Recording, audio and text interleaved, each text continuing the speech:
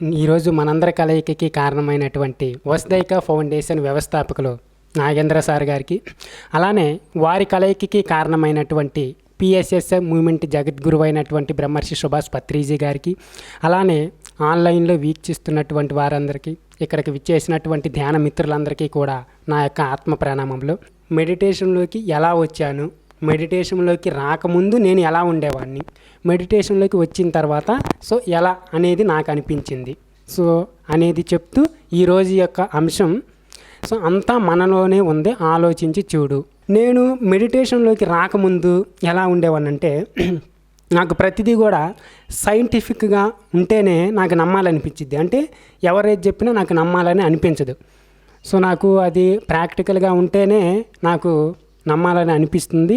అలానే క్యూరియాసిటీ అంటారు కదా, తెలుసుకోవాలనేది ఇంట్రెస్ట్, అది నాకు ఎక్కువగా ఉండేదన్నమాట. నేను మెడిటేషన్లోకి రాకముందు కొంచెం భయంగా ఉండేదన్నమాట ఏదైనా సరే. అంటే ఇప్పుడు ఎవరైతే చెప్పినా కొంచెం నమ్మేవాడిని, అలానే భయం అనేది కూడా ఉండేది. ఆ భయం అనేది ఉన్నప్పుడు ఏంటి, ఏదైనా ఒక మంత్రాన్ని జపించటము, లేదంటే ధైర్యంగా ఉండాలని ఒక 10 సార్లు అనుకోవడం ద్వారా ఆ ధైర్యం అనేది పోతుందా? పోదు. ఆ భయం అనేది అసలు పోయేది కాదన్నమాట. అంటే అనిపించేది, ఇన్ని పుస్తకాలు చదువుతున్నాను, ఇంతమంది చెప్పారు, ఆ తర్వాత ఈ దేవుళ్ళ దగ్గరికి వెళ్ళాను, అది ఇదని అనేది అనిపించేది. భయం అనేది పోదు. అసలు ఎందుకు పోవడం లేదు ఏంటి అనేది నాలో నేను ప్రశ్నించుకుంటానన్నమాట. ఇలా ఉండేవాడిని. అంటే మెడిటేషన్లోకి రాకముందు. మెడిటేషన్లోకి వచ్చిన తర్వాత నేను తెలుసుకున్నది ఏమిటి అంటే దేవుడు ఎక్కడో లేడు, మనలోనే ఉన్నాడు అనే విషయం నేను తెలుసుకున్నటువంటి విషయం.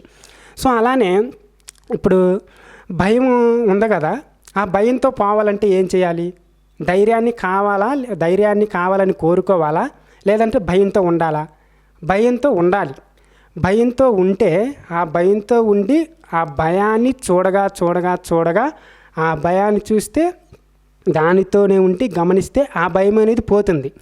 అప్పుడు దాని ప్లేస్లో ఉండేది ధైర్యమే. ఆ భయాన్ని చూడకుండా, ఆ భయంతో ఉండకుండా నువ్వు వచ్చేసి ధైర్యం కావాలని కోరుకుంటే అది రాదన్నమాట. ఇప్పుడు నేనే భయం, నాకు భయం కాదు. ఇప్పుడు ధైర్యం కావాలని కోరుకుంటున్నటువంటి వ్యక్తి ఎవరు? ఈ భయపడుతున్నవాడే. వాస్తవంలో ఉన్నదేమిటి? భయం. ఆ భయాన్ని చూడగలగాలి.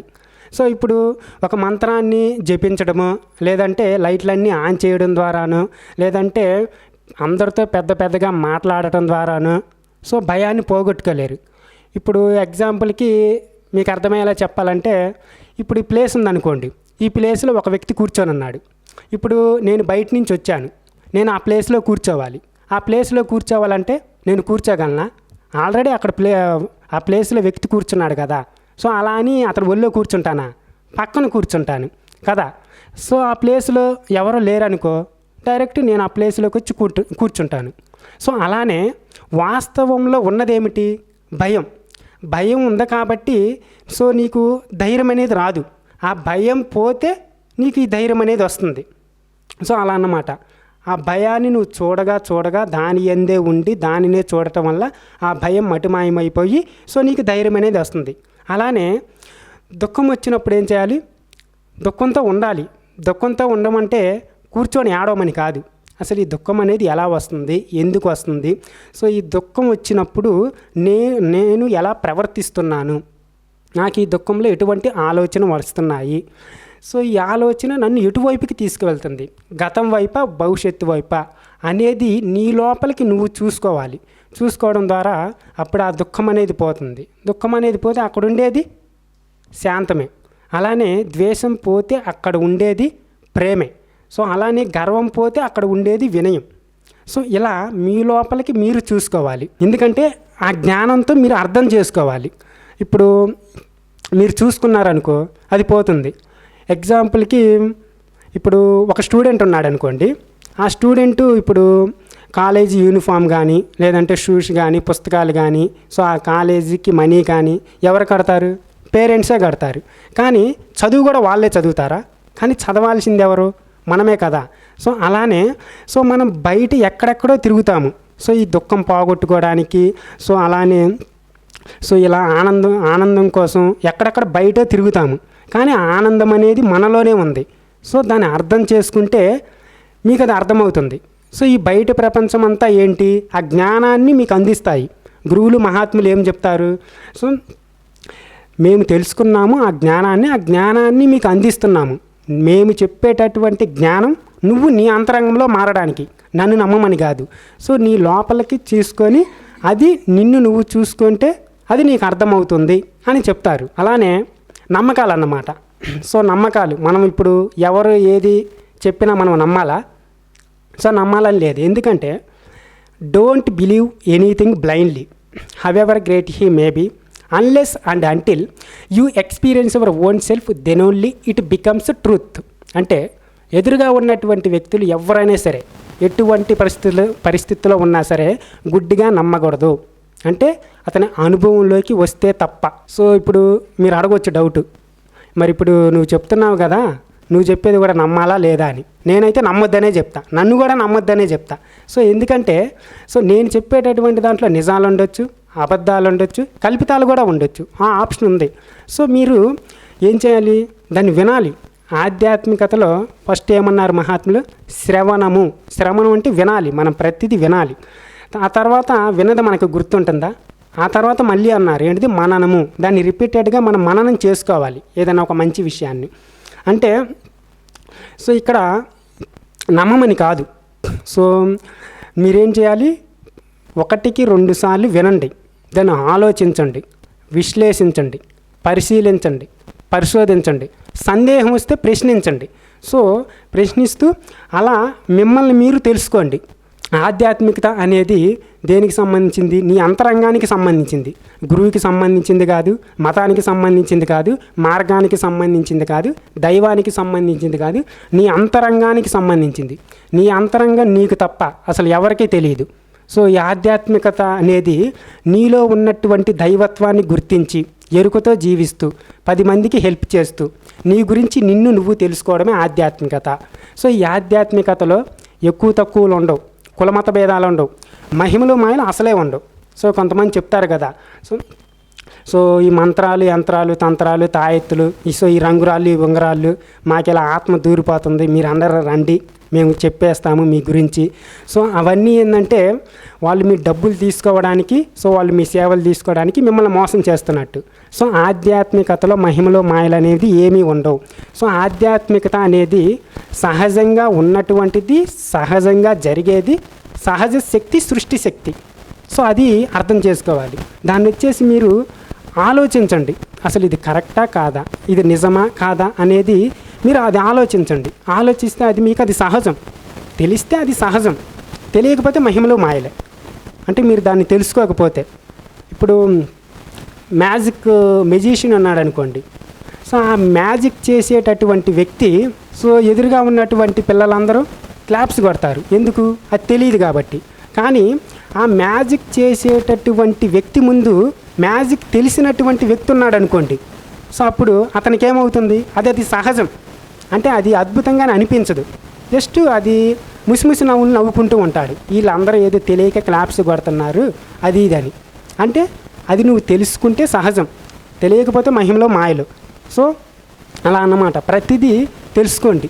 సో నేనైతే ప్రతిదీ తెలుసుకుంటూ వెళ్ళిపోతానన్నమాట. సో నాకు లోకంలో ఎన్ని మతాలు అయితే ఉన్నాయో, సో నేను అన్నిటినీ చూస్తాను, నాకు అన్నిటినీ గౌరవిస్తాను, అన్నిటినీ ప్రేమిస్తా. లోకంలో ఎంతమంది దేవుళ్ళు అయితే ఉన్నారో నేను అన్నిటినీ గౌరవిస్తా, అన్నిటినీ ప్రేమిస్తా. సో ఇది ఎక్కడ నాకు ఇది తక్కువ ఎక్కువగా అనేది నాకు అనిపించాల, అంతా ఒకటే, సృష్టి అంతా ఒకటే. సో ఇప్పుడు మహాత్ములు చెప్పారు కదా, ఇప్పుడు తేనెటీగ ఉందనుకోండి, ఆ తేనెటీగ అనేక రకాలైనటువంటి పువ్వుల దగ్గరికి వెళ్ళి మకరందాన్ని తీసుకుంటుంది. సో అది ఒక పువ్వులోనే అది తీసుకోదు. నేను ఇప్పుడు వేప పువ్వులోనే నేను మకరందాన్ని తీసుకుంటాను, మునగ పువ్వులోనే నేను మకరందాన్ని తీసుకుంటాను అంటే తేనె దొరకదు. అనేక రకాలైనటువంటి పువ్వుల దగ్గరికి వెళ్ళి ఆ మకరందాన్ని తీసుకొని దానికి కావాల్సింది తీసుకొని వెళ్ళిపోతుంది. ఆ మకరందాన్ని తీసుకునేటప్పుడు అలా అని పువ్వుకి హాని చేయదు, అలానే ఆ చెట్టుకి హాని చేయదు, దానికి ఏది కావాలో అది తీసుకొని వెళ్ళిపోతుంది. అలానే ఇప్పుడు మీరు కిరాణా షాప్కి వెళ్ళారు, కిరాణా షాప్కి వెళ్తే అక్కడ మొత్తం కూరగాయలు లేదంటే అక్కడ ఉన్నటువంటివి మొత్తం సరుకులు కొనేస్తారా, మీకు ఏది కావాలో అది తీసుకొని వెళ్ళిపోతారు.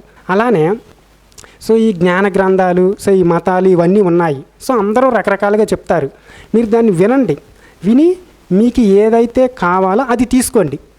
సో అది మంచి అనిపించే దాన్ని మీరు తీసుకోండి. లేదు మాకు అసలు అది నచ్చలేదు, మేము ఆచరించలేము అని అనుకున్నది దాన్ని వదిలిపెట్టేసేయండి. సో ఆ జ్ఞానాన్ని మీరు పొందండి. ఆ జ్ఞానాన్ని పొందుతూ సో అందరూ ఒకటే, అంతా ఒకటే అన్న సమభావనతో సాగిపోతూ సో మిమ్మల్ని మీరు తెలుసుకుంటూ సో దేవుడు ఎక్కడ అని వెతుకుతూ ఉంటారు కదా, ఆ దేవుడు ఎక్కడ అని వెతికేవాడే దేవుడు అని, ఆ దేవుడు దైవశక్తి దైవము అది నేనే, నాలోనే ఉన్నది అన్న సత్యాన్ని మీరు తెలుసుకుంటూ ఆ అనంతాత్మశక్తి తత్వం అది నీవే అని తెలుసుకుంటూ ఆ ఎరుకతో అలా ముందుకు సాగిపోండి. సో మనం మంచిగా, ప్రేమగా, ధర్మంగా, ఎవరిని ఒకరిని ఇబ్బంది పెట్టకుండా, సో దేనికి హాని చేయకుండా, అలానే ఒకరిని బాధ పెట్టకుండా, ఏదైనా ఒక సమస్య అనేది వచ్చినప్పుడు దానిని అర్థం చేసుకుంటూ అలా మీరు ముందుకు సాగిపోండి. సో అదే ఆధ్యాత్మికత. ఆధ్యాత్మికత అనేది మంచిగా ఉండటం, మంచిగా జీవించటం. ఇప్పుడు కొంతమంది చెప్తారు, నేను కడతాలు వెళ్ళినప్పుడు కానీ, ప్రకృతి వ్యాలీ వెళ్ళినప్పుడు కానీ వాళ్ళు క్వశ్చన్స్ అడుగుతారనమాట. ఏంటంటే చుట్టూ ఇలా కూర్చుంటారు సజ్జన సాంగత్యం. సో మధ్యలో మాస్టర్ వచ్చేసి చెప్తారనమాట. ఏమని? వీళ్ళు ఏమంటారు, నాకు థర్డ్ ఐ ఓపెన్ అయింది, నాకు ఈ గత జన్మలు కనిపించాయి, నాకు ఇలా వెలుగులు కనిపించాయి, నాకు ఇలా కుండలీలు యాక్టివేషన్ అవుతుంది, నేను హాస్టల్ ట్రావెల్ చేశాను, ఇవి చెప్తారు. ఇంకొంతమంది ఏం చెప్తారు, నాకు అసలు నేను ధ్యానం చేస్తున్నాను, నాకు ఈ hostel travel third I open అవ్వటం అసలు ఏమీ జరగలేదు, ఇదని చెప్తారు. వాళ్ళు ఏమంటారు, నువ్వైతే ధ్యానం సరిగ్గా చేయడం లేదంటారు. ఇంకొంతమంది లాజిక్గా ఏమడుగుతారు క్వశ్చను, హాస్టల్ ట్రావెల్ జరిగింది, ఓకే బాగానే ఉంది, థర్డ్ ఐ ఓపెన్ అయింది, బాగానే ఉంది, సో ఈ గత జన్మలు చూసుకున్నాం, బాగానే ఉంది. కానీ నువ్వు మామూలుగా సమాజంలోకి వచ్చేసరికి భౌతికంగా నువ్వు ఏదైనా ఒక చిన్న మాట అంటే కోప్పడిపోతున్నావు, మళ్ళీ ప్రతిదీ స్వార్థమే, మళ్ళీ ఏదన్నా అంటే నువ్వు చిన్న విషయానికి దుఃఖపడిపోతున్నావు, మళ్ళీ చిన్న విషయానికి కూడా నువ్వు ఓవర్గా థింక్ చేసి సో ఇలా కాదు అలా అని సో ప్రతిదీ కూడా స్వార్థాన్ని చూపించుకుంటున్నావు. సో ఇవన్నీ వచ్చిన ఉపయోగం ఏముంది, మనం మారాలి కదా అని కొంతమంది రకరకాలుగా అడుగుతారు, అంతే కదా. సో అవన్నీ జరగటం వల్ల ఉపయోగం ఏముంది, మనం మంచిగా ఉండాలి. సో ఇవన్నీ కాదు అంటే ఇది హాస్టల్ ట్రావెల్ జరగటము, సో అలానే ఈ గత జన్మలు రావడం, థర్డ్ ఐ ఓపెన్ అవ్వడము, సో ఇది కాదు. ధ్యానం కోసమే చేయండి. సో ఇవన్నీ రావడం అనేది సహజమైనటువంటి విషయం. ధ్యానంలో అది సహజంగా వస్తే మీరు దాన్ని గమనించండి. కానీ ఇవన్నీ రావాలి అని కోరుకోవడం అనేది అసాధ్యమైన విషయం. సో అవి సహజంగా వస్తే మీరు దాన్ని గమనించండి. లేదు నేను కావాలని కోరుకుంటే అది రాదు. సో అది మీరు ఆశించి చేస్తున్నట్లే. సో ప్రతిదీ కూడా ధ్యానం కోసమే చేయండి. మిమ్మల్ని మీరు తెలుసుకోండి. ధ్యానం అంటే మిమ్మల్ని మీరు తెలుసుకోవడం, మీ లోపల ఉన్నటువంటి ఆలోచనలు గమనించడం, మీలో గుణాలు గమనించడం, సో మీలో బుద్ధులు గమనించడం. సో ప్రతిదీ కూడా మీరు దాన్ని తెలుసుకుంటూ అలా ముందుకు సాగిపోండి. ఎక్కడా దుఃఖపడకుండా ఆనందంగా సో మంచిగా జీవించండి. సో అది ఆధ్యాత్మికత చెప్తుంది. సో అలానే మీకు ఒక ఫన్నీ జోక్ చెప్తాను. ఇప్పుడు ఈర్ష్య, ద్వేషం ఉంటాయి కదా. సో కొంతమంది వ్యక్తుల్ని మీరు చూసే ఉంటారు. ఈర్ష్య, ద్వేషం అంటే నేను బాగుపడకపోయినా సరే పర్వాలేదు, ఎదుటివాడు బాగుపడకూడదు, ఇది ఈర్ష్య, ద్వేషం. సో ఇలానే ఉంటారు. అంటే పక్క వాళ్ళ మీద ధ్యాస, మన మీద మనం అంటే అతన్ని చూసుకోడు, ఎప్పుడు ఎదుటి వాళ్ళనే గమనిస్తూ ఉంటాడు. అంటే ఇప్పుడు ఒక వ్యక్తి ఉంటాడన్నమాట. అతని ఇంటి పక్కనే ఒక వ్యక్తి ఉంటాడు. అతను ఎప్పుడు కూడా ఇతను వచ్చేసి ఇలా డబ్బు సంపాదిస్తున్నాడు, ఇతనికి 3 బిల్డింగులు ఉన్నాయి, ఇతనికి 3 కార్లు ఉన్నాయి అని ఎప్పుడు అతని గురించి ఆలోచిస్తాడు. నేను అతనికంటే ఇంకా ఎక్కువగా రావాలి, అతనికంటే గొప్పగా పేరు పొందాలి, అతన్ని ఇంకా మించాలి అని ఇదే ధ్యాస అన్నమాట. సో అతను చూస్తే తట్టుకోలేడు. అతను ఇంకా భార్య పిల్లలు ఉన్నారు, వాళ్ళు వారానికి మూవీకి వెళ్తారు. సో అది చూసి కూడా తట్టుకోలేడు. కానీ ఇతనికి వచ్చేసి మామూలుగా సంపాదిస్తున్నాడు, బాగానే ఉంది. సో ఇతను ఉన్న దాంట్లో ఉంటే ఓకే, కానీ ఎదుటి వాళ్ళని చూసి తట్టుకోలేరు కదా. సో ఇతనేంటి అతనికన్నా మించాలని చెప్పి ఇలా బెట్టింగులు పెడతాడు. సో అన్నీ రకరకాల గేమ్లు ఆడతాడు. అన్నీ ఆడి అతని సర్వస్వం మొత్తం కోల్పోయి రోడ్డు మీద భిక్షగాడిగా ఉంటాడు. భిక్షగాడిగా ఉంటే ఆ భిక్షగాడిగా ఉన్నా కూడా మళ్ళీ అతని మీదే ధ్యాస. సో ఇతను వచ్చేసి ఎలాగైనా సరే నేను మించాలి, ఇతనేంది భిక్షగాడ అయిపోయాడని బాధపడట్లా. సో అతను ఎక్కువగా అంటే డబ్బు సంపాదిస్తున్నాడు, అతను బాగున్నాడు అని చూసి ఓర్చుకోలేకపోతున్నాడు. సో ఇప్పుడు ఏంది, ఇతను తపస్సు చేస్తాడు. ఇతను తపస్సు చేసి దేవుడు ప్రత్యక్షమవుతాడన్నమాట. దేవుడు ప్రత్యక్షమైతే నీ తపస్సుకి మెచ్చితిని, నీకు ఏ వరం కావాలో కోరుకోమని చెప్తాడు. అప్పుడు ఇతనేమంటాడు, స్వామి మా పక్కింటి అతనికి 3 కార్లు ఉన్నాయి, నాకు ఒక్క కారు కూడా లేదు. అంటే నీకు 3 కార్లు ఏమన్నా కావాలా నాయన అంటే వద్దు స్వామి అంటాడు. మా పక్కింటి అతనికి 3 బిల్డింగులు ఉన్నాయి, నాకు అసలు ఇల్లు కూడా లేదు, ఒక బిల్డింగ్ కూడా లేదు అని చెప్తాడు. నీకు 3 బిల్డింగులు ఏమన్నా కావాలా అంటే వద్దు స్వామి అంటాడు. మా పక్కింటి అతనికి భార్య పిల్లలు ఉన్నారు, నాకు భార్య లేదు, పిల్లలు లేరు, నీకు భార్య పిల్లలు ఏమన్నా కావాలా స్వామి అంటే వద్దు స్వామి అంటాడు. సో ఇలా ఏది అడిగినా వద్దు స్వామి వద్దు స్వామి వద్దు స్వామి అంటాడు. దేవుడు అంటాడు, ఇంతకు నీకేం కావాలో కోరుకోవయ్యా అంటాడు. అప్పుడు అతను అంటాడు, ఏం లేదు స్వామి, కాస్త మా పక్కింటి అతను కూడా నాలాగా చేయండి, ఇద్దరం కలిసి భిక్షం ఎత్తుకొని అడుక్కుంటామంటాడు. సో ఇది అంటే అతని ఆ స్థితిలోకి రావాలని. సో అలా ఏది ఇచ్చినా కూడా వద్దు వద్దు వద్దు అంటాడు. అంటే ఇలా ఉంటుంది ఈర్ష్య, స్వార్థం, సో ఇలా ద్వేషం. సో మీరు ఎప్పుడు కూడా పక్క వాళ్ళ గురించి ఆలోచించొద్దు, మీ గురించి మిమ్మల్ని మీరు తెలుసుకోండి, మీ గురించి మీరు మీలాగా ఉండండి. ఒక సభలో ఒక మహానుభావుడు చెప్తారన్నమాట. ఒక పిల్లవాడిని లేపి అడుగుతారు ఒక గొప్ప వ్యక్తి, బాబు పెద్దయ్యాక నువ్వేమవ్వాలనుకుంటున్నావు బాబు అని అడుగుతాడు. అప్పుడు ఆ పిల్లవాడు ఏం సమాధానం చెప్తాడు, సార్ పెద్దయ్యాక నేను మీలాగా అవ్వాలనుకుంటున్నాను సార్ అని చెప్తాడు. అప్పుడు ఆ వ్యక్తి ఏమంటారు, పెద్దయ్యాక నాలాగా అవ్వాలి అని అనుకోవద్దు, నీలాగా నువ్వవ్వు. ఎందుకంటే నాలాగా అవ్వాలి అని అనుకుంటే నువ్వు నా దగ్గరే ఆగిపోతావు, నీలాగా నువ్వు అవ్వాలి అని అనుకుంటే నువ్వు నన్ను మించిన గొప్పవాడివి అయిపోతావు అని చెప్తాడు. సో నువ్వు నీలాగా ఉండు, నువ్వు నీలాగా నువ్వు ఆలోచించు, నువ్వు నీలాగా నువ్వు ప్రయత్నించు. అప్పుడు ఎవరిలాగా ఉండాలి అని నువ్వైతే అనుకుంటున్నావో ఆ వ్యక్తివే నువ్వు అయిపోతావు. సో మైకేల్ జాక్సన్ లాగా డ్యాన్స్ చేయాలనుకుంటే అనుకున్నావు అనుకో, ఆ మైకేల్ జాక్సనే నువ్వు అయిపోతావు. చిరంజీవి గారి లాగా డ్యాన్స్ చేయాలనుకుంటే, యాక్టింగ్ చేయాలనుకుంటే ఆ చిరంజీవి గారే నువ్వు అయిపోతావు. అంటే అందరూ నీలో ఉంటారు, నువ్వే అందరూ అయిపోతావు. అలా నువ్వు నీలాగా నువ్వు ఉండు, నువ్వు నీలాగా నువ్వు ప్రయత్నించు, నువ్వు నీలాగా నువ్వు ఆలోచించు. సో మనం పక్క వాళ్ళ గురించి ఆలోచించొద్దు, సో నువ్వు నీలాగే ఉండు. అలానే ఒక వ్యక్తి బుద్ధుని అడుగుతారన్నమాట, ఏమని, భగవాన్ మీరు అందరినీ మంచి వాళ్ళుగా చేయొచ్చు కదా, బుద్ధునిలాగా మార్చొచ్చు కదా అని అడిగితే అప్పుడు బుద్ధుని ఏమంటారు, బుద్ధునిలాగా మార్చే శక్తి నాకు లేదు, కానీ బుద్ధునిలాగా అవ్వగలిగినటువంటి శక్తి ప్రతి ఒక్కరికి ఉందని చెప్తాడు.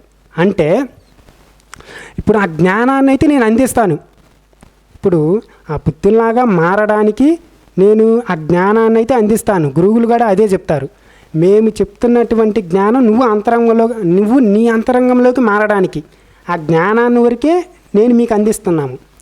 నువ్వు దాన్ని ఎలా ఉపయోగించుకుంటావో నీ ఇష్టం, మంచికి ఉపయోగించుకుంటావో లేదా చెడుకు ఉపయోగించుకుంటావో అది నీ ఇష్టం, నువ్వే మార్గంలో వెళ్తావో అది నీ ఇష్టం. సో ఇలా చెప్తారన్నమాట. అలానే ప్రాక్టీస్. సో మనం ఏదైనా సరే మనం సాధన అనేది చెయ్యాలి, సాధన చేస్తేనే అది నీకు వస్తుంది. ఇప్పుడు నేను ఒకటి చెప్తాను, అది మీరు నేను ట్రై చేయండి చెప్పడానికి, జస్ట్ ఫన్నీగా. ఏంటంటే అర్థమయ్యి అర్థం కాక నేనుంటే, అర్థమైన నువ్వు అర్థం కాని నన్ను అర్థమైందా అని అడిగితే, అర్థం కాని నేను అర్థమైన నీకు నువ్వు చెప్పింది నాకు అర్థం కాలేదని నీకు అర్థమయ్యేలా ఎలా చెప్పగలను అని. సో ఇది ఎవరైనా చెప్తారా? సో లేదు, ఎందుకంటే అది ప్రాక్టీస్ అనేది చేయాలి, సాధన అనేది చేయాలి. ఒక ఐఏఎస్ ఆఫీసర్ని ఒక ఇంటర్వ్యూలో అడుగుతారనమాట, మీరు ఐఏఎస్ ఎలా అవ్వగలిగారు అని అడిగితే అప్పుడు ఏం సమాధానం చెప్తారు? సో ఐఏఎస్ అవ్వడంలో సీక్రెట్ ఏముంది, నేను వేసిన రాయినే నేను మళ్ళీ వేశానని చెప్తారు, అదే సీక్రెట్ అని చెప్తాడు. అంటే చదివిన దానిని నేను మళ్ళీ చదివాను అని చెప్తాడు, అదే సీక్రెట్. సో మీరు ఏదైనా చేసిన దాన్ని మీరు దాన్ని ప్రయత్నించండి.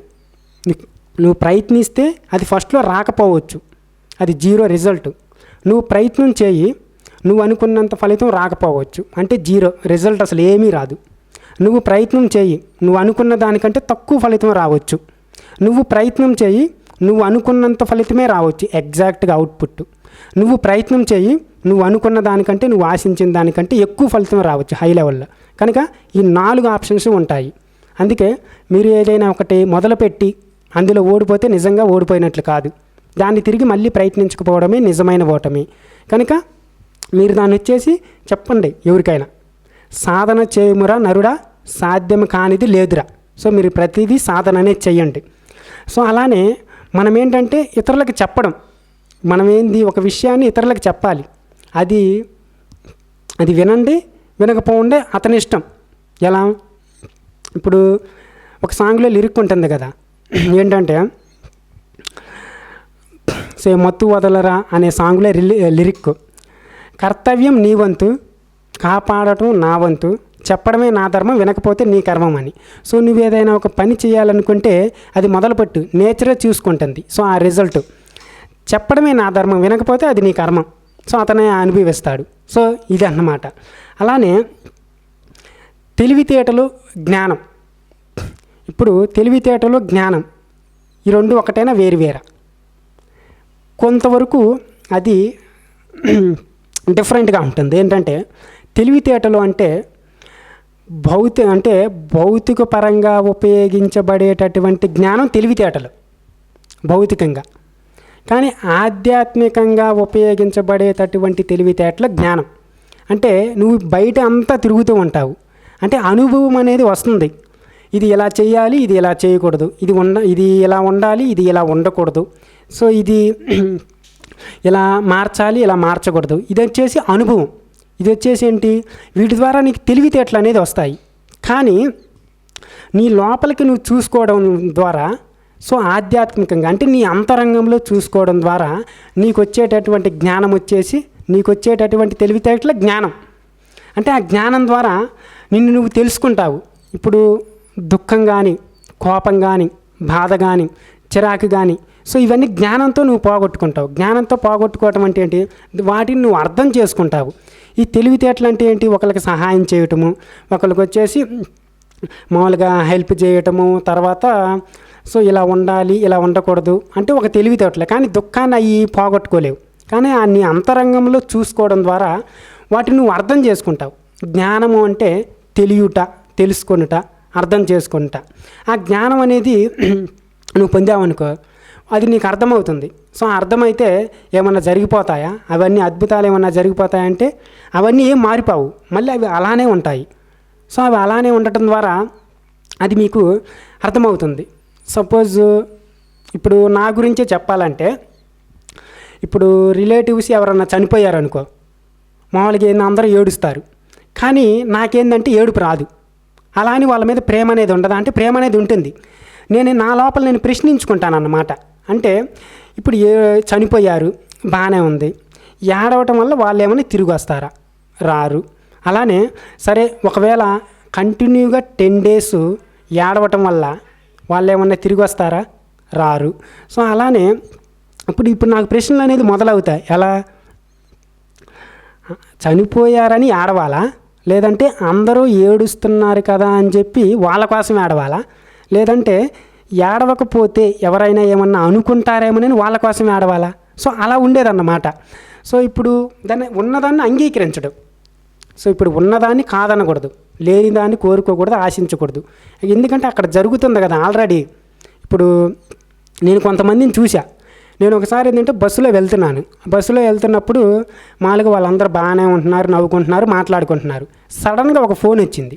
ఫోన్ వచ్చినప్పుడు అప్పుడు దాకా వాళ్ళు సరదాగా మాట్లాడుకుంటున్నటువంటి వాళ్ళు, ఒక ఆవిడ ఫోన్ కానీ వినపడగానే ఇలా చనిపోయారు అనే వార్త తెలియగానే ఆమెకి చెమటలు పట్టేసేయడం, శరీరం ఉనికిపోవడం, అసలు ఆమె అలా అయిపోయింది. ఎందుకంటే ఆ జ్ఞానాన్ని వాళ్ళు అర్థం చేసుకోక దాన్ని అంగీకరించరు. సో అది వచ్చేసి ఆ జ్ఞానం అంటే వాళ్ళ స్ట్రెస్కి అనేది లోన్ అవ్వటం వల్ల, దాన్ని అర్థం చేసుకోవడం వల్ల ఆ యొక్క మొత్తం అది ప్రభావం ఎక్కడ పడుతుంది, శరీరం మీద పడుతుంది. సో ఆ యొక్క మనసు వచ్చేసి మనం అర్థం చేసుకోవాలి. అర్థం చేసుకుంటే నీకు ఏ స్పందనలు ఉండవు. సో జస్ట్ నార్మల్గా కూల్గా ఉంటావు అన్నమాట. వాటిని మనం అర్థం చేసుకోవాలి. అలానే కంట్రోల్ చేసుకోవటం కాదు. ఇప్పుడు నాకు ఆకలి వేసింది అనుకోండి, ఆ ఆకలిని కంట్రోల్ చేసుకోవటం కాదు, దాన్ని అర్థం చేసుకోవడం. ఓకే, ఇవాళ ఆహారం అనేది లేదు, సరే ఉన్న దాంట్లోనే సంతృప్తిగా ఉందాం, పోయేదేముంది అనేది నీకు నువ్వు చెప్పుకోవాలి. అప్పుడు నీ మనసు అనేది కుదుట పడుతుంది, అప్పుడు నీ శరీరం కూడా బాగుంటుంది. సో ఇంగ్లీష్లో ఒకటి ఉంటుంది కదా, ఏంటి, all diseases are psychological and psychosomatic అని. అన్ని జబ్బులు మానసికమైనవే. సో మానసిక మట్టంలో ప్రారంభమయ్యి శరీరంలో కనపడతాయి. ఒక చెట్టు ఉందనుకోండి, ఆ చెట్టుకి వేర్లు అనేవి ఎక్కడ ఉంటాయి? భూమి లోపల ఉంటాయి, కానీ కంటికి కనపడవు. సో ఆ చెట్టుకి సరైనటువంటి పోషకాలు అందకపోతే దాని యొక్క ప్రభావం ఎక్కడ పడుతుంది? ఏకంగా ఆ చెట్టు మీద పడుతుంది. ఆ వేర్లకి అన్నీ ఏమీ అందకపోతాయి. అదే వేర్లకి అన్ని పోషకాలు పుష్కలంగా అందాయి అనుకోండి, ఆ చెట్టు పచ్చగా చాలా హ్యాపీగా చాలా బాగుంటుంది. అలానే మన మనసు కూడా సో కోపం, బాధ, చిరాకు, ద్వేషం, అసూయ, స్వార్థం ఇవన్నీ ఉన్నాయనుకోండి, సో దీని యొక్క ప్రభావం ఎక్కడ పడుతుంది? శరీరం మీద పడుతుంది. కనుక మీరు సో మీ యొక్క మనసుని జాగ్రత్తగా దాన్ని అర్థం చేసుకోండి. సో మీరు అప్పుడు ఆరోగ్యంగా చాలా బాగుంటారు.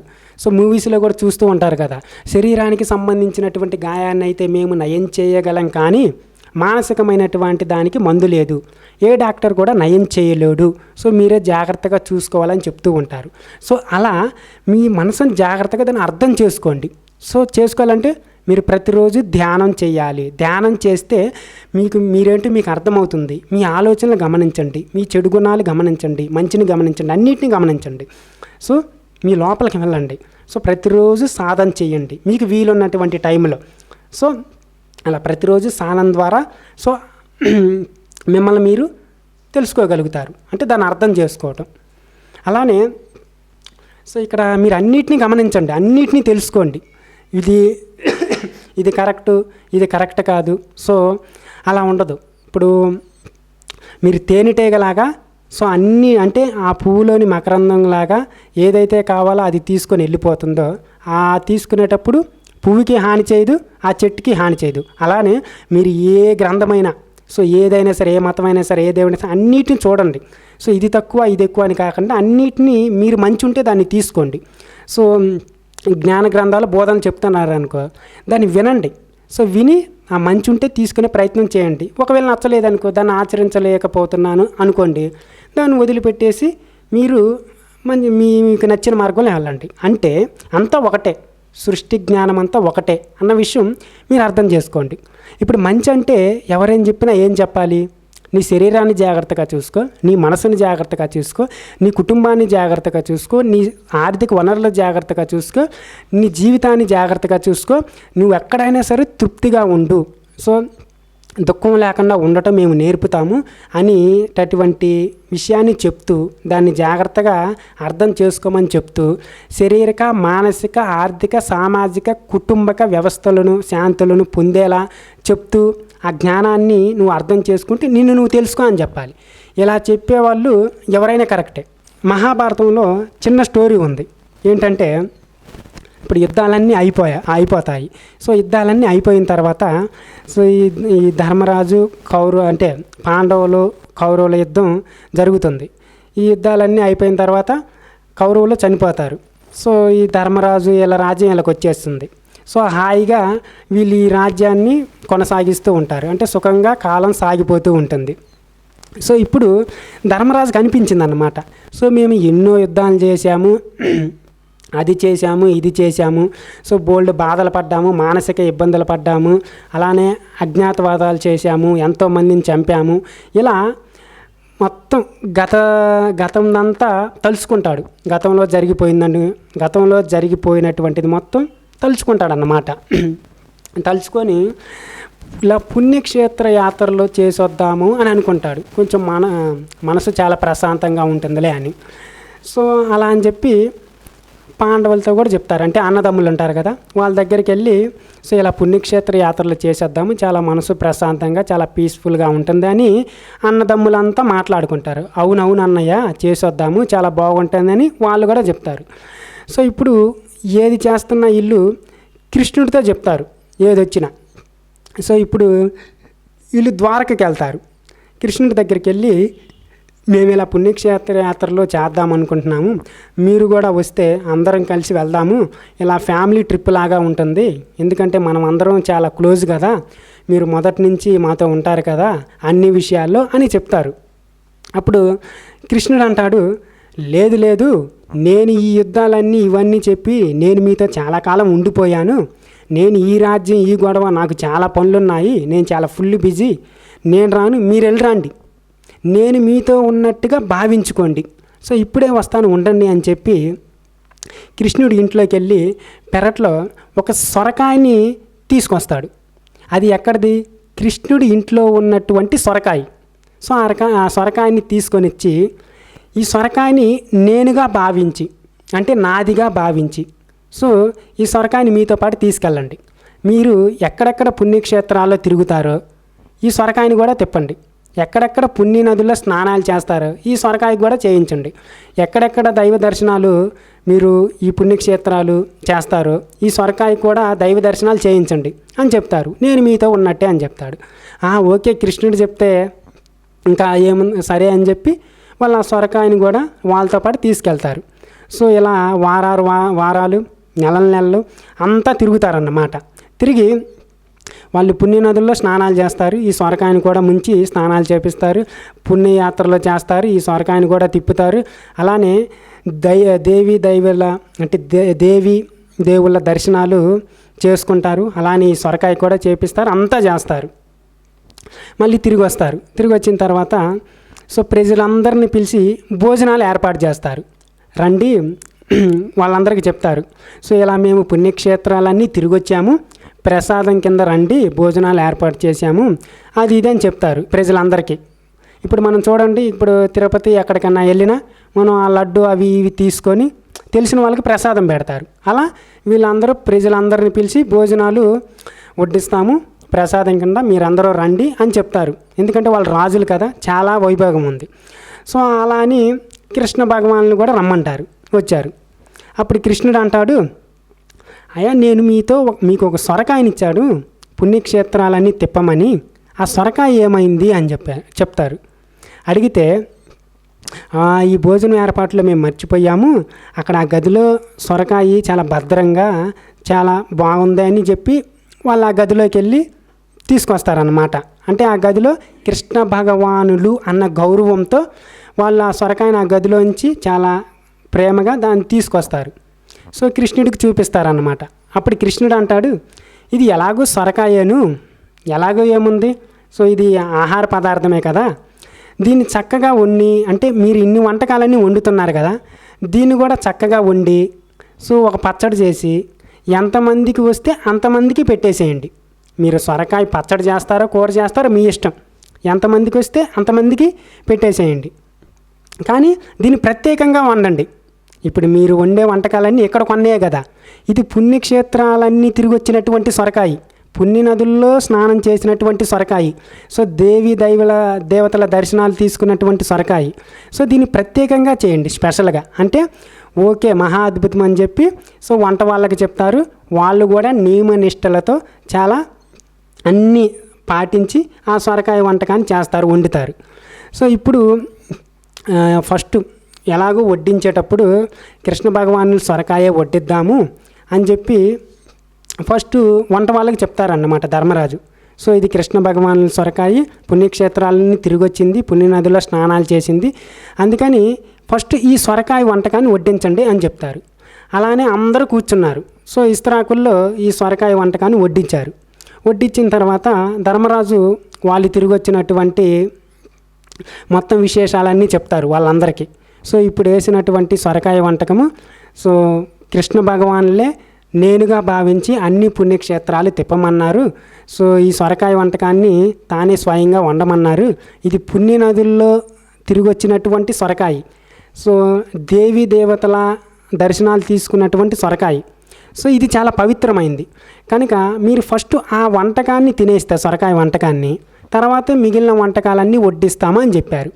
సరే అని చెప్పి అందరూ ఒక్కసారిగా నోట్లో పెట్టుకున్నారు. నోట్లో పెట్టుకున్న అందరూ కూడా తూ తూ తూ అని ఊసేస్తున్నారు. ఎందుకంటే అది అంత భయంకరమైన చేదుగా ఉంది.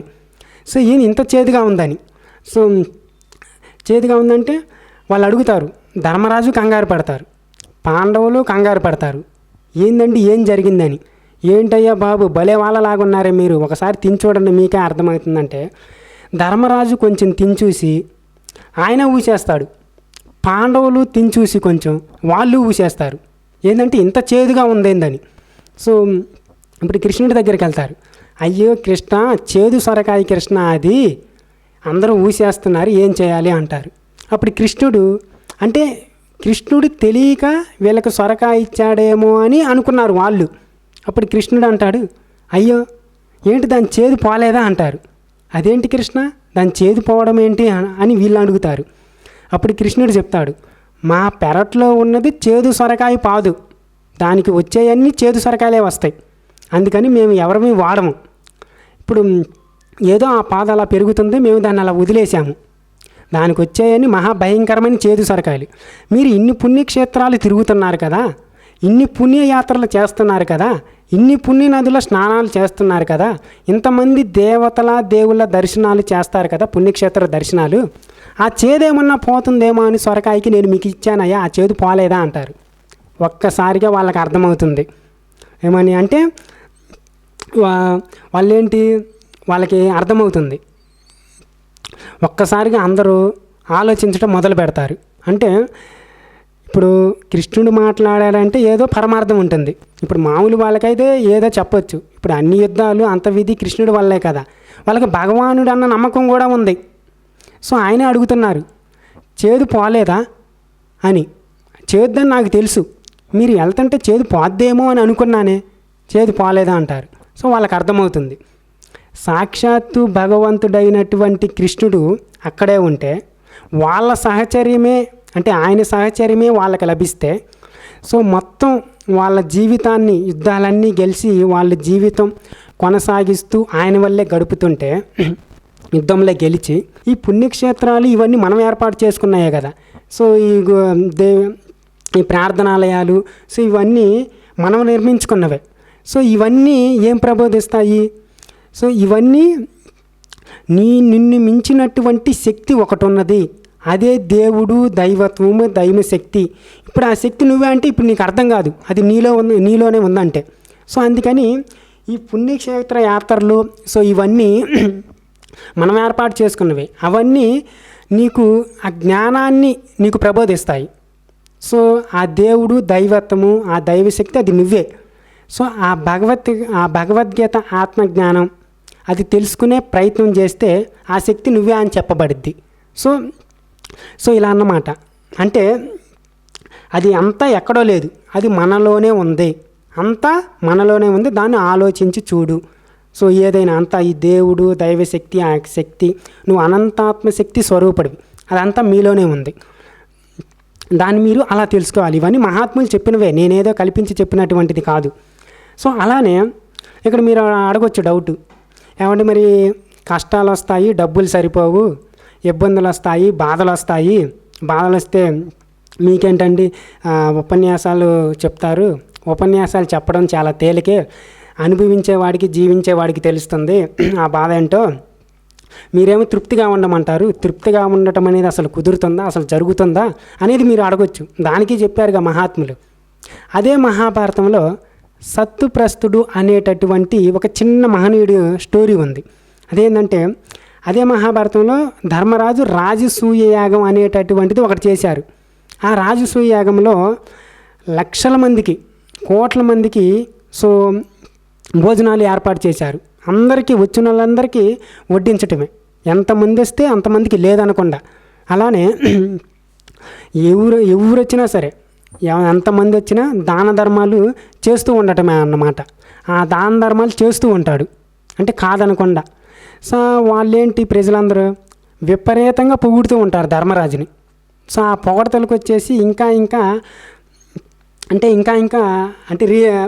తెలుసు కదా, పొగడతలకి గర్వం అనేది పెరుగుతూ ఉంటుంది. పొగడతలు అందరూ చాలా పొగిడి వెళ్తారు. సో మీరు అది ఇది అందరు కాళ్ళ మీద పడిపోతారు, అలా పొగుడుతూ ఉంటారు. అయితే కృష్ణుడు చూశాడన్నమాట. సో వీళ్ళు దాన ధర్మాలు అయితే చేస్తున్నారు, కానీ వీళ్ళ అహంకారంతో చేస్తున్నారు. సో ఏమని, మేము కాబట్టి చేస్తున్నాము, ఇన్ని సంపదలు ఉన్నాయి, సో చూసారా అందరూ ఎలా పొగిడెళ్తున్నారో అని వీళ్ళు అనుకుంటారు వీళ్ళు. కానీ ఇప్పుడు ఏముంది, ఇప్పుడు సంపదలు వీళ్ళ దగ్గర ఉన్నాయి కాబట్టి వీళ్ళు పంచి పెడతారు. సంపదలు అనేది శాశ్వతంగా ఉండవు కదా. సో రేపు ఇంకొకరికి వచ్చినాయి అనుకో, సో ఏముంది వాళ్ళు పంచుతారు. ఇక్కడ సంపద శాశ్వతం కాదు, సో విజయం శాశ్వతం కాదు, కీర్తి ప్రతిష్టలు శాశ్వతం కాదు, సో నీ అహంకారం శాశ్వతం కాదు. ఇప్పుడు ఈ జ్ఞానం వచ్చేసి వాళ్ళకి చెప్పాలి, రేపు ఇవన్నీ పోతే వాళ్ళు బాధపడతారు కదా. సో ఆ జ్ఞానాన్ని వాళ్ళకి తెలియజెప్పాలి. సో వీళ్ళందరూ పొగుడుతుండేసరికి, అంటే దాన ధర్మాలు నిజంగానే చేస్తున్నారు, దాన ధర్మాలు చేయడం తప్పంట్లా, మంచి పని వాళ్ళు చేస్తుంది. కానీ అహంకారం పెరిగిపోతుంది, గర్వం పెరిగిపోతుంది, పొగడతలకు లోనవుతున్నారు. పొగడతలకు లోన్ అవ్వకూడదు కదా, ఎందుకంటే సృష్టి అంతా ఒకటే. సో ఇది కృష్ణుడు గమనిస్తాడనమాట. గమనించి పాండవుల దగ్గరికి వెళ్ళి, ఏంటి తెగ మురిసిపోతున్నారు అంటే, అప్పుడు ధర్మరాజు చెప్తారన్నమాట, చూడండి అందరూ ఎలా పొగిడేళ్తున్నారో, సో అందరూ దాన ధర్మాలు చేస్తున్నానని చాలా పొగిడేళ్తున్నారు, చాలా బాగుంది అది ఇది అని. ఎందుకంటే వాళ్ళ దగ్గర రాజసూయాగం, సో ప్రపంచంలో ఉన్నటువంటి అపరిమితమైనటువంటి సంపదలు వాళ్ళకి బహూకరించారు. సో వాళ్ళు మొత్తం అన్ని దాన ధర్మాలు చేసేస్తున్నారు, లేదనకుండా కాదనకుండా. అలానే లక్షల మంది, ఎంతమంది వస్తే అంతమందికి భోజనాలు వండి పెట్టగలుగుతున్నారు. సరేనయ్యా బాగానే ఉంది అంటే కృష్ణుడు చెప్తాడు, ఇప్పుడు అందరూ తిని తర్వాత భోజనం తిని చేతులు కడుక్కుంటారు కదా, వాళ్ళు కడుక్కున్నటువంటి చేతులు అంటే ఆ నీళ్ళ ప్రవాహం ఒక పెద్ద కుంటలాగా ఏర్పడింది అక్కడ, అంతే చూడండి మీరు ఎంతమందికి పెట్టారో మీరే చూడండి అంటే, అవునని చెప్పి అక్కడ చూడటానికి వెళ్తారు. ఇప్పుడు అందరూ చేతులు కడుక్కుంటారు కదా, ఆ చేతులు కడుక్కున్న నీళ్ళు ఒక పెద్ద నదీ ప్రవాహంలాగా ఏర్పడింది, అక్కడ ఒక కుంటలాగా ఏర్పడింది. సో అలా చెప్తాడన్నమాట. ఇప్పుడు అక్కడికి చూడటానికి వెళ్తారు. అక్కడికి చూడటానికి వెళ్ళిన తర్వాత అక్కడ అందులో ఒక మింగీస్ అనేది అటు ఇటు దొర్లుతూ ఉంటుంది ఆ నీళ్ళల్లో. ఆ నీళ్ళలో దొర్లుతూ ఉంటే వాళ్ళు చూస్తారు, అంటే ఈత కొడుతూ ఉంటుంది. అది నీళ్ళలో మునుగుతుంది, మళ్ళీ వెనకొచ్చి చూసుకుంటుంది తన శరీరాన్ని, మళ్ళీ నీళ్ళలోకి మునుగుంది, వెనకొచ్చి చూసుకుంటుంది. కృష్ణుడు చూశారు, పాండవులు చూశారు. అసలు కనుక్కోండి అయ్యా, అసలు ఆ మింగీస్ ఎందుకు అలా చేస్తుంది, నీళ్ళలో మునుగుతుంది, మళ్ళీ వెనక్కొచ్చి చూసుకుంటుంది తన శరీరాన్ని. సో అయితే వీళ్ళు గమనించారు, ఆ మింగీస్కి సగభాగం బంగారపు కలర్లో ఉంది, సగభాగం బంగారుమయంగా ఉంది, బంగారపు మచ్చలు ఉన్నాయి, మిగిలిన సగభాగం మామూలుగా ఉంది. పాండవులు ఆ మింగీస్ని అడుగుతారన్నమాట, నువ్వేంటి నీళ్ళలోకి వెళ్తున్నావు, మునుగుతున్నావు, వస్తున్నావు అని. అప్పుడు మింగీసి చెప్తుంది, ఏమీ లేదు ధర్మరాజా, నువ్వు చేస్తున్నటువంటి రాజసూయ యాగం ఎంత గొప్పది, నువ్వు చేస్తున్నటువంటి దాన ధర్మాలు ఎంత గొప్పవో పరీక్షించుకుంటున్నాను అని చెప్తుంది మింగీసి. అప్పుడు ధర్మరాజు అంటాడు, అదేంటి నీళ్ళలో మునిగితే నీకు ఎలా తెలుస్తుంది అని చెప్తాడు. అంటే జనం పొగుడుతున్నారుగా చూస్తున్నావుగా అంటాడు. జనం పొగడటం కాదు నాయన, మింగీసి చెప్తుంది, జనం పొగడటం కాదు, సో నాకు నిజంగానే జరిగింది, అంటే అది నిజంగా గొప్పదా, అది పవిత్రమైనదా అని అంటాడు ధర్మరాజు. నిజం గొప్ప అంటే చెబుతాను విను, నాకు జరిగింది నిజంగానే అంటే మింగీసి చెప్తుంది. ఇప్పుడు మీరు చూసారా, నా శరీరము సగభాగం బంగారుమయమైంది, మిగిలిన సగభాగం మామూలుగా ఉంది. సో ఒక మహానుభావుడు చాలా గొప్ప దానాలు చేశాడు, ఆ మహానుభావుడి చేతి నీళ్ళు నా మీద పడి, సో నా శరీరం బంగారుమయమైంది, పుట్టుకతో నాకు ఈ శరీరం లేదు, సో అది ఈ మధ్యకాలంలో ఒక మహానుభావుడి చేతి నీళ్లు పడి నా శరీరం బంగారుమయమైంది, సో అదే మీరు చూస్తున్నటువంటి బంగారుమయం అని మింగి చెప్తుంది. అప్పుడు ధర్మరాజు అంటాడు, నాకంటే గొప్ప దానాలు చేసినోడు ఎవడు, ఇన్ని సంపదలు ఇవ్వగలిగినోడు ఎవరు, ఇంతమందికి భోజనం వండి పెట్టగలిగిన వాళ్ళు ఎవరు అనేది క్వశ్చన్ అడుగుతారు. అప్పుడు మింగీసు చెప్తుంది, సో సత్తుప్రస్తుడు అనేటటువంటి ఒక పేద బ్రాహ్మణుడు ఉండేవాడు, అంటే మహాభారతంలో. సో అతను యాచక వృత్తిలో బ్రతుకుతాడనమాట. అంటే ఒక దేవాలయానికి వెళ్తాడు, సో ఏదో దీపాలు వెలిగించుకుంటూ అలా ఉంటాడనమాట. అతనికి పేదరికంలో బతుకుతాడు, అతనికి ఏమీ వచ్చేవి కాదు డబ్బులు కానీ అవి. సో ఏదో ఆ కొంచెం వచ్చినటువంటి దాంట్లో నలుగురిని పోషించాలి, అంటే అతను, భార్య, కోడలు, కొడుకు, సో వీళ్ళ నలుగురు అన్నమాట. సో వచ్చిన దాంతో వీళ్ళ నలుగురిని పోషించేవాడు. సో అతను యాచక వృత్తికి వెళ్తాడు కదా, భిక్షయాటన చేస్తాడు. చేస్తే ఒక ఆవిడ అతనికి పేలాల పిండి పెడుతుంది, అంటే వాళ్ళు 4 రోజులు ఉపవాసం ఏమి తినలా, మంచినీళ్ళు తాగే ఉన్నారు. సో ఏదో 4 రోజుల తర్వాత సో భిక్షయాటనకి వెళ్తే అతనికి పేలాల పిండి పెడుతుంది. ఆ పేలాల పిండి తీసుకొచ్చి ఇంట్లో తన భార్యకి ఇస్తాడు. ఆమె ఏం చేస్తుంది, దాన్ని మళ్ళీ 4 భాగాలుగా చేస్తుంది. ఇప్పుడు ఆ పేలాల పిండి మొత్తం ఒకళ్ళు తిన్నా సరిపోదన్నమాట. దాన్ని 4 భాగాలుగా చేసి సో భర్తకి కొంచెం, కొడుకుకి కొంచెం, సో అలానే కోడలకి సో ఇలా పెడుతుందన్నమాట. సరే, ఆ పేలాల పిండి తిందాము అని వాళ్ళు దైవీ ప్రార్థనలో కూర్చుంటారు. ఈలోగా బయట నుంచి భవతి భిక్షాందేహి అని ఒక అరుపు వినిపిస్తుంది. సో అయ్యా నాకు ఆకలేస్తుంది, సో ఏమన్నా ఉంటే పెట్టండి, నేను నా శరీరం అంటే చనిపోయేలా ఉన్నాను అని చెప్తాడు. సరే అని చెప్పి చూస్తాడనమాట ఈ బ్రాహ్మణుడు, అంటే ఆ యజమాని చూసి అతన్ని తీసుకొచ్చి సో కూర్చోబెడతాడు. సో వాళ్ళకి అతిథి దేవో భవ అనేది వాళ్ళ యొక్క సిద్ధాంతం.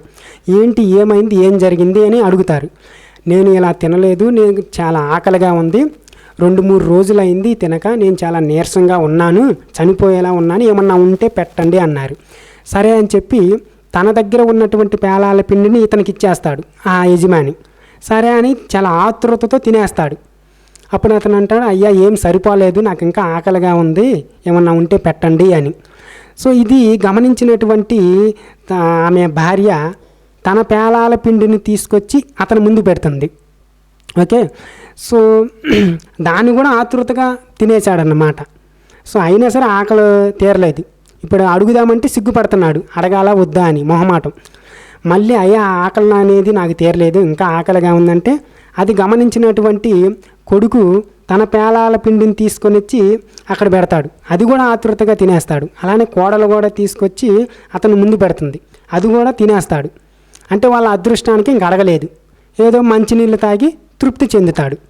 ఇప్పుడు పూరిపాకల ఇళ్ళల్లో ఇప్పుడు చెయ్యి బయటకు కడుక్కోవాలి. ఇప్పుడు అవన్నీ మట్టి ఇల్లులు కదా, సో ఇల్లు బయటకు వస్తారు. బయటకు వచ్చిన తర్వాత అక్కడ ఒక తొట్టులో జగ్గు అనేది ఉంటుంది. సో ఈ యజమాని తన చేతి మీద నీళ్లు పోస్తాడు, చెయ్యి కడుక్కోండి అని. అంటే ఆ పేలాల పిండి తిన్నటువంటి చేతిని కడుక్కుంటున్నాడు. నేను ఇప్పుడు అటుగా వెళ్ళాను, ఎవరు మింగీసు, ఆ అటుగా అంటే ఆ నీళ్లు పడిన శరీరం అంతా నాకు బంగారుమయమైంది, అది ఒక పక్కే పడింది అని మింగీసు చెప్తుంది. అదే ఇప్పుడు మీరు చూస్తున్నటువంటి బంగారుమయం అని చెప్తుంది మింగీసు. కానీ ఇలా దాన ధర్మాలు చేస్తున్నా, ప్రపంచంలో ఎక్కడ దాన ధర్మాలు చేస్తున్నా నేను అంతా తిరుగుతున్నా, ఎక్కడ నాకు బంగారమయం అనేది రాలా. సో ధర్మరాజు అంతటి వ్యక్తే చేస్తున్నాడు, కృష్ణ భగవాన్లే పక్కన ఉంటారు. సో అలానే పాండవులు మిమ్మల్ని మించిన వాళ్ళు ఎవరుంటారయ్యా అని చెప్పి నేను మిమ్మల్ని ఆలోచించకుండా ఇక్కడికి వచ్చేసాను. సో మీది కూడా మామూలు దాన ధర్మాలే తప్ప అంత సత్తుప్రస్తుడటువంటి దాన ధర్మాలు కాదు. ఎందుకో తెలుసా, 4 రోజులు ఉపవాసంలో ఉండి కూడా వాళ్ళు ఇచ్చేశారు, ఎదుటి వాళ్ళ ఆకలిని గుర్తించి, ఎదుటి వ్యక్తి యొక్క అతన్ని గుర్తించి. సో అందువలన నా శరీరం బంగారుమయమైంది, నీ దగ్గర అవ్వడం లేదు అని చెప్పింది మింగీసు. అప్పుడు ధర్మరాజు పాండవులకి అణిగిపోతుంది. అంటే ఇది అహంకారం, గర్వం ఏదైతే ఉందో అణిగిపోతుంది. ఇది కృష్ణుడు మనలో పెరుగుతున్నటువంటి అహంకారం తగ్గించడానికి చేసినటువంటి ఏర్పాటు అని వాళ్ళకి చక్కగా అర్థమవుతుంది. సో ఇప్పుడు కథ ఇంతటితో అయిపోయింది. మన రూట్లోకి వద్దాం. ఏంటంటే ఇప్పుడు కోటాను కోట్లు ఉన్నాయి, ఇప్పుడు చాలా వైభోగం ఉంది. కోట్లు ఉన్నటువంటి వ్యక్తి 10 రూపాయలు దానం చేయడము, 20 రూపాయలు దానం చేయడము, 100 మందికి అన్నం పెట్టడము, 1000 మందికి అన్నం పెట్టడము పెద్ద విశేషం ఏముంది? విశేషం ఏమీ లేదు. ఇప్పుడు ఏమీ లేనివాడు కూడా తాను అన్నం తింటూ ఒక ముద్ద తీసి పక్కవాడికి పెట్టాడు, ఒక ముద్ద తీసి ఒక కాకికి పెట్టాడు, ఒక ముద్ద తీసి ఒక కుక్కకు పెట్టాడు. ఏమీ లేని భిక్షగాడు ఎవరో తెచ్చి పెడితే ఇచ్చినటువంటి దాన్ని పక్కనే ఉన్నటువంటి కుక్కకి 2 ముద్దలు పెట్టాడు. అతనికి కోటీశ్వరుడు చేసినటువంటి పుణ్యం కంటే ఎక్కువ పుణ్యం వస్తుంది. అంటే ఇక్కడ పుణ్యం వస్తుంది, పాపం వస్తుంది అని తూకాలేసేది లెక్క కాదు. అంటే ఆ భావము, ఇక్కడ భావం చూడండి. ఏమీ లేని భిక్షగాడు కూడా కుక్కకు పెడదామని అనుకుంటున్నాడు, అంటే నేను దాచుకొని తినేయాలని అనుకోవడం వల్ల ఆ భావం చూడండి. ఆ భావము తృప్తి, భావము జ్ఞానము, భావము సుఖము, భావమే దుఃఖము. సో ఏమీ లేని భిక్షగాడు కూడా తాను అన్నం తింటూ అంటే పెడదాం అనుకుంటున్నాడు, దేన్ని ఆశించకుండా. సో ఇప్పుడు కోటాను కోట్లు ఉన్నాయి, దాన ధర్మాలు చేస్తే ఇంకా కోట్లు వస్తాయి, ఇంకా పుణ్యం వస్తుంది అని ఎవరో చెప్పారు. అందుకని దాన ధర్మాలు చేస్తూ ఉంటాం, ఇంకా కోట్లు రావాలని. అలానే గుళ్ళో డబ్బులు ఇస్తే, ప్రార్థనాలయాల్లో డబ్బులు ఇస్తే, దేవుళ్ళకి మహాత్ములకి గురువుల మహాత్ములకి డబ్బులు ఇస్తే, దేవుళ్ళకి సేవలు చేస్తే, ఇలా డబ్బులు ఇస్తే లాభం వస్తుందని ఎవరో చెప్పారు. అందుకని సత్కర్మలు పుణ్యకర్మలు నా లాభం కోసం చేస్తూ ఉంటాం, అంటే ఆశించి. కానీ ఏమీ లేని భిక్షగాడు కూడా, రోడ్డు మీద ఉన్నటువంటి అతను ఎవరో తెచ్చి ఇచ్చినటువంటి భోజనం పొట్లంలో 2 ముద్దలు తన పక్కనే ఉన్నటువంటి కుక్కకు పెట్టింది లాభం కోసం కాదు. అది కుక్క అని కూడా తెలుసు. అది అంతరంగ భావం. ఆ అంతరంగ భావమే జ్ఞానం. అంటే ఆ భిక్షగాడి జ్ఞాని. అంటే జ్ఞానం అయిపోయాడని నేను చెప్పడంలా, నిజమైనటువంటి పెట్టడం. నువ్వు దేన్ని కూడా ఆశించకుండా పెట్టగలవా? సో నువ్వు దేన్ని కూడా ఆశించకుండా సో ఎవరికైనా ఏమన్నా చేయగలవా? సో ఇది అంతరంగ భావం. దేన్ని కూడా ఆశించకూడదు సో అనేది ఇక్కడ మనం తెలుసుకోవాలి. అంటే నువ్వు అలా అని మొత్తం నిన్నేదో దాన ధర్మాలు చేసేసి మొత్తం పోగొట్టుకోమని చెప్పడం వల్ల, ఫస్ట్ నువ్వు మంచిలో ఉండు, చెడుని పోగొట్టుకో. నీలో ఏ అయితే చెడు గుణాలు ఉన్నాయో వాటిని పోగొట్టుకోండి.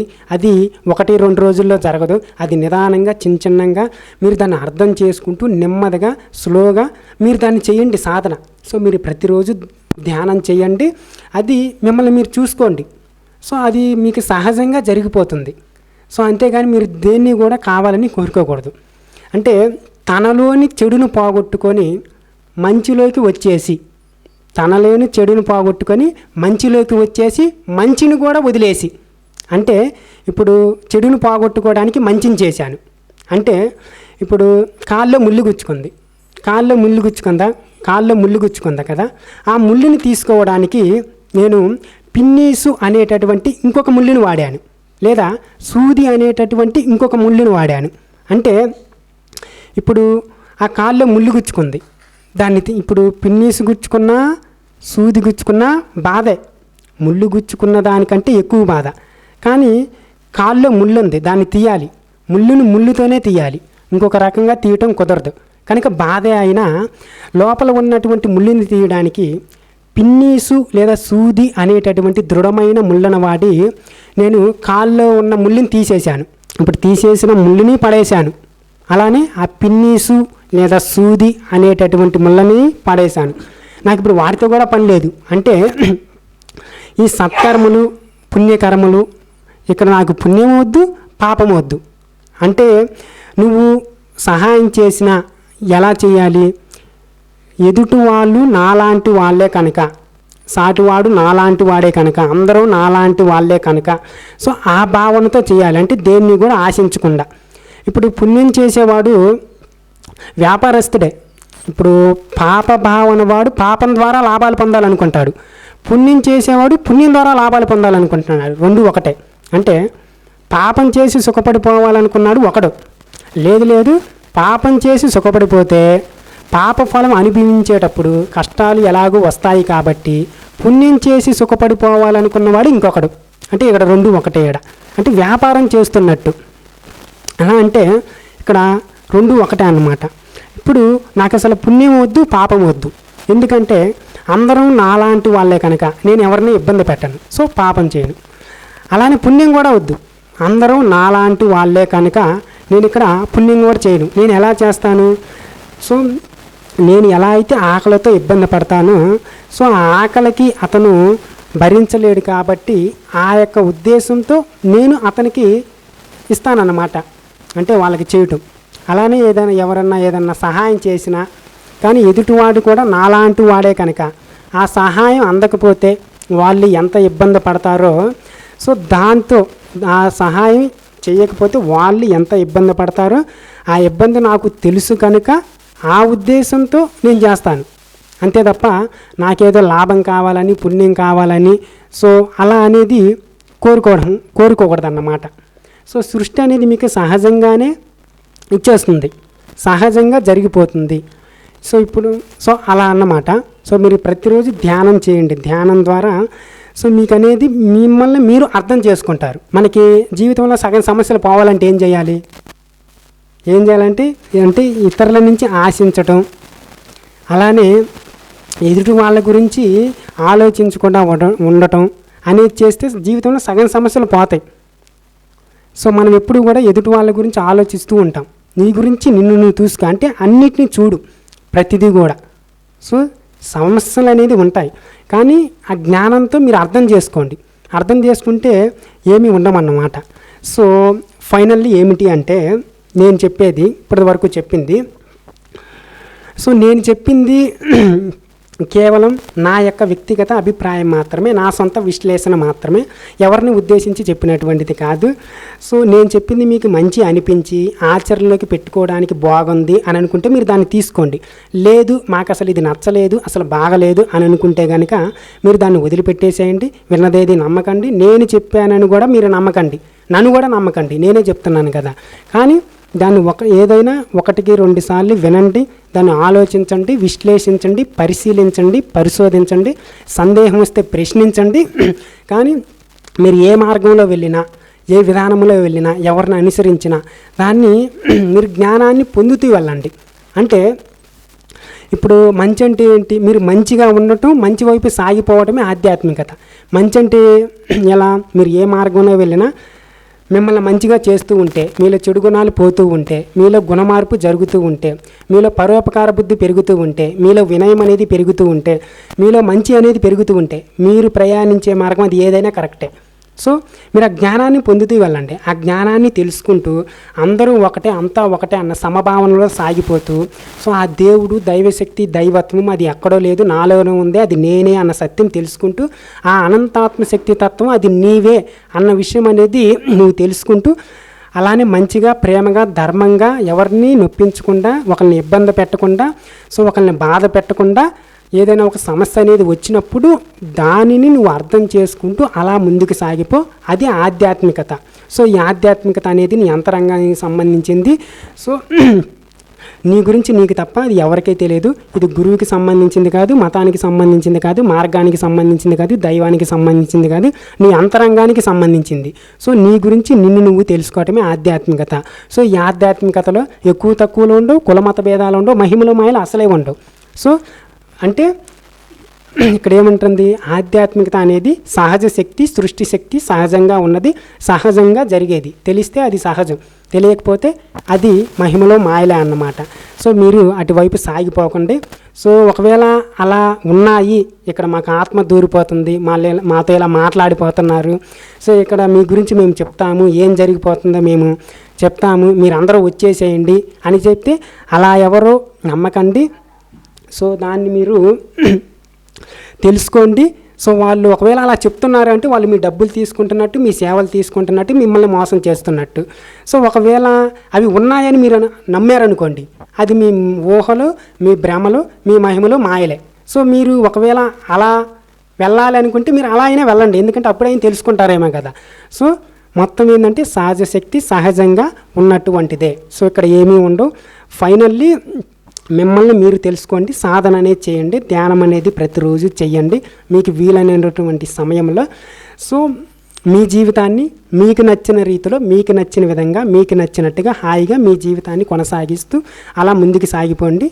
సో ఫైనల్లీ ప్రేమించు, ప్రేమను పంచు, ప్రేమతో ప్రేమగా జీవించు, ధ్యానించు, ధ్యానాన్ని పంచు, ధ్యానంతో ధ్యానిగా జీవించు. That's it. నాకు ఈ అద్భుతమైనటువంటి అవకాశాన్ని కల్పించిన మీ అందరికీ, అలానే నాగేంద్ర సార్కి, అలానే ఇంత మంచి జ్ఞానాన్ని అందించినటువంటి మన పత్రిజీ సార్కి కృతజ్ఞతలు తెలియజేస్తూ సెలవు తీసుకుంటాం.